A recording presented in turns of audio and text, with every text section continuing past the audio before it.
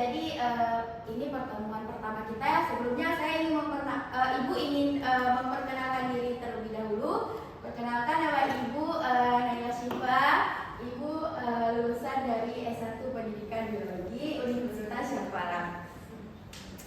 Nah, jadi pada hari ini kita akan belajar tentang pertumbuhan dan perkembangan pada makhluk hidup ya. Jadi sebelum itu Ibu akan mengabsen terlebih dahulu. Oh, sebelum itu kita berdoa dulu ya. Ayo ketua kelas, silakan disiapkan kelasnya. Doa dimulai.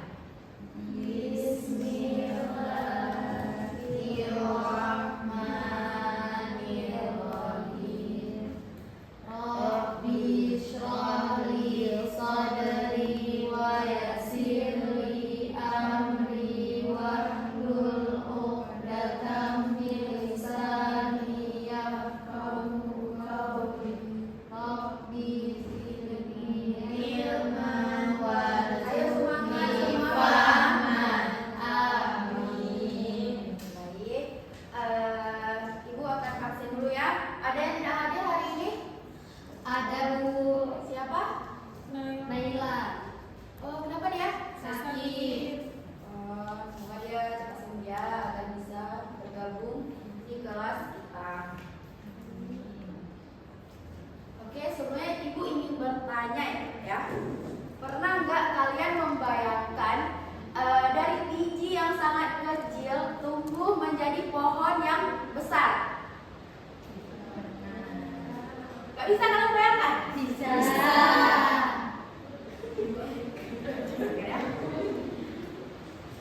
Oke, sebelum itu Ibu ingin Anissa Kairina coba baca tujuan pembelajaran.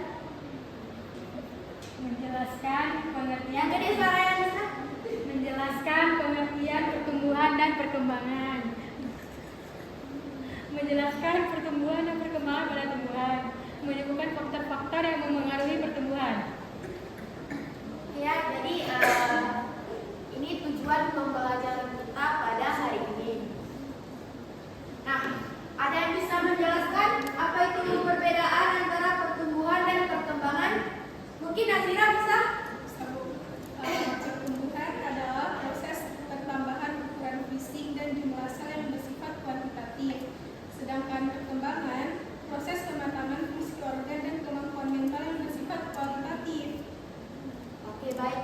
Sudah bisa dimengerti semua? Ada yang mendengar Nazira? Oke, ulang ya Mutia, apa yang dikatakan Nazira tadi?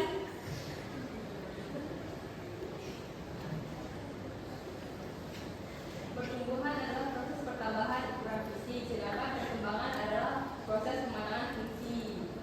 Oke, terima kasih ya. Jadi ini Ibu jelasin sedikit lagi ya, apa itu pertumbuhan dan perkembangan.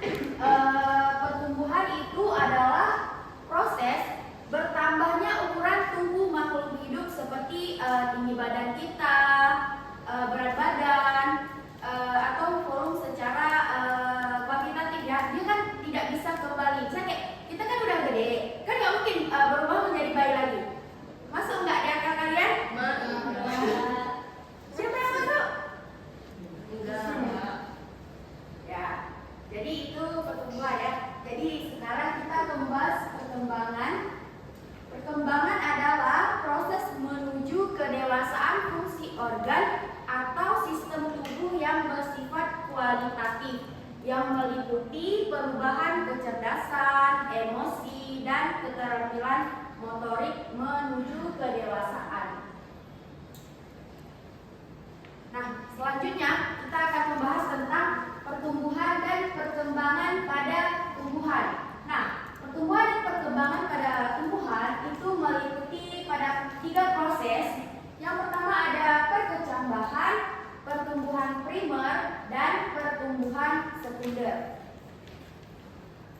Nah, di sini kita akan membahas tentang perkecambahan terlebih dahulu. Cindy bisa dibaca? Bisa Bu. Tahap awal pertumbuhan embrioni dalam biji untuk berkembang menjadi tanaman baru. Proses ini ditandai dengan pecahnya kulit biji dan munculnya calon akar atau radikula, serta calon batang atau formula pertumbuhan tanah. Oke, terima kasih ya Cindy. Jadi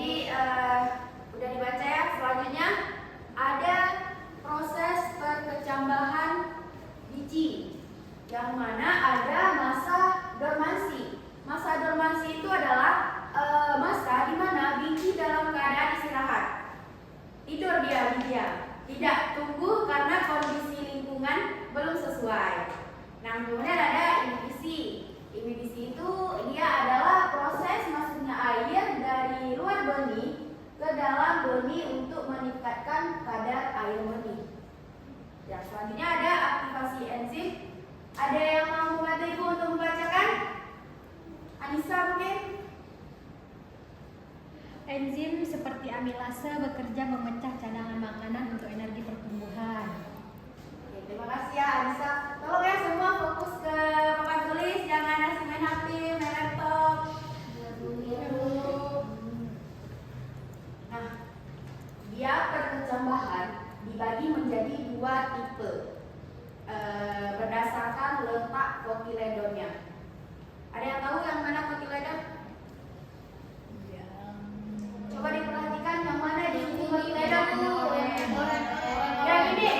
Bukan. Ini? Bukan. Ini? Ya. Oke, baik ya. Jadi akan kita bahas satu-satu. Yang pertama ada epidel. Nah, epidel itu adalah kotiledon terangkat ke atas permukaan tanah akibat pemanjangan batang pada bagian bawah. Ini ya kotiledon. Bisa dilihat? Bisa.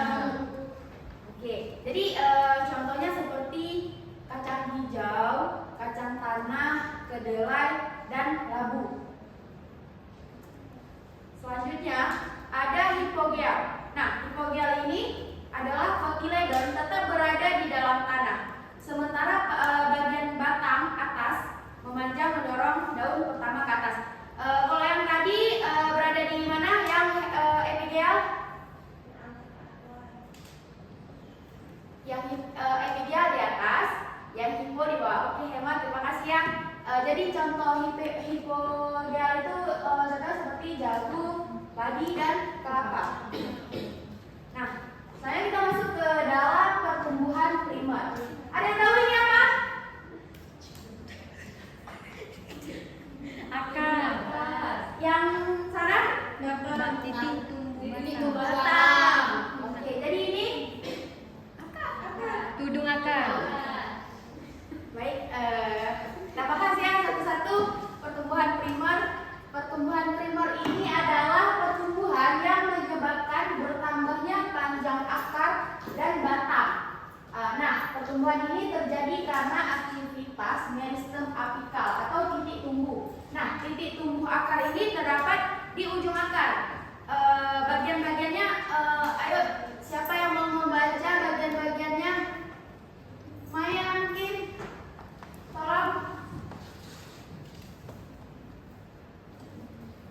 Titik tumbuh akar terdapat di bagian bagian. Akar itu fungsinya untuk melindungi ujung akar. Kemudian ada daerah pembelahan itu fungsinya untuk sel aktif membelah. Kemudian ada daerah pemanjangan itu untuk sel pertama panjang. Dan yang terakhir itu ada daerah diferensiasi Bu, yaitu untuk sel berkembang menjadi jaringan tetap.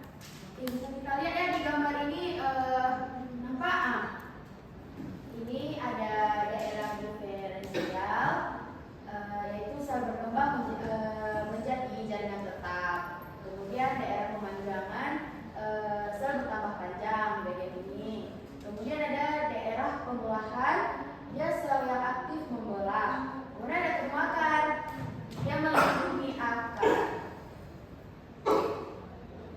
Oke ya, sudah paham?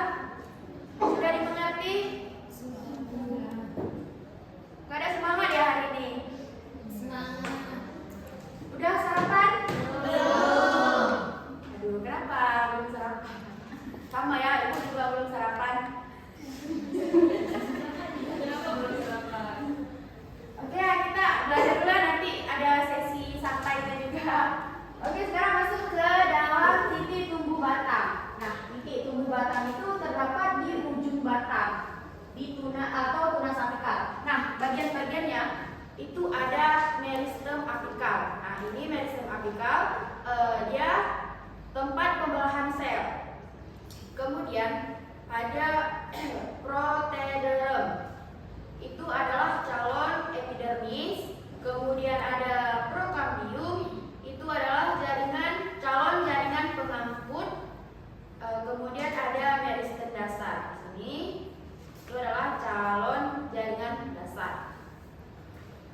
Kemudian kita masuk ke dalam pertumbuhan sekunder. Tadi sudah kita bahas pertumbuhan primer, sekarang masuk ke dalam pertumbuhan sekunder. Nah, pertumbuhan sekunder yaitu pertumbuhan sebagai hasil aktivitas jaringan meristem sekunder berupa kambium dan kambium gabus. Nah, ini menyebabkan bertambah besarnya diameter batang. Ya, bisa kita lihat gabus ada di sini. Kemudian kambium gabus ini, floemnya di sini, di floem ini, silem. Nah, pertumbuhan kambium menyebabkan epidermis rusak sehingga membentuk kambium gabus galogen. Oke ya, sudah. Selanjutnya kita masuk ke dalam faktor-faktor yang mempengaruhi pertumbuhan dan perkembangan. Nah, dia ada faktor dalam dan juga ada faktor luar. Sekarang kita akan membahas tentang faktor luar ya. Faktor luar ini merupakan segala sesuatu yang mempengaruhi pertumbuhan dan sumbernya berasal dari lingkungan. Dara, coba dibaca satu-satu. Ada nutrisi, air, pH, kadar garam, oksigen, cahaya, suhu, kelembapan, gravitasi, dan sentuhan. Terima kasih Dara. Jadi bisa kita lihat ya, ini faktor luarnya. Kemudian masuk ke dalam unsur penting tumbuhan, yang dimana ada unsur makro dan unsur mikro. Nah, unsur makro ini adalah ada yang tahu makro itu apa dulu? Makro Besar, kecil. Nah, jadi unsur makro itu merupakan unsur yang diperlukan oleh tumbuhan dalam jumlah yang banyak. Nah, ini bisa dilihat dalam tabel Bisa. seperti karbon, simbolnya, bentuk tersedianya, fungsinya sebagai apa? Hidrogen, fungsinya komponen utama senyawa organik tanaman. Kemudian ada oksigen, komponen utama senyawa organik tanaman. Kemudian ada nitrogen, berfungsi sebagai komponen asam nukleat protein, hormon, dan koenzim. Kemudian ada fosfor, berfungsi untuk komponen dalam sintesis protein, zat terlalu utama yang mengatur keseimbangan air, membuka menutupnya stomata. Yang terakhir ada kalsium, ini adalah berfungsi penting dalam pembentukan dan stabilitas. Nah, tadi udah unsur makro, sekarang unsur mikronya. Unsur mikro ini adalah unsur yang diperlukan oleh tumbuhan dalam jumlah yang sedikit. Contohnya ada klorin, boron, besi, mangan, seng, tembaga, nikel, dan molybdenum. Ya, mungkin tadi kan kita udah membahas faktor luarnya apa saja. Sekarang ada faktor dalamnya. Yang pertama ada auksin. Kalian pernah mendengar nggak auksin? Nah, ya, ia adalah berfungsi untuk memacu pertumbuhan memanjang pada tunas dan akar. Nah, sedangkan guberlin dia berfungsi untuk memacu perkembangan embrio pada perkecapahan. Dan ada gas etilen berfungsi untuk merangsang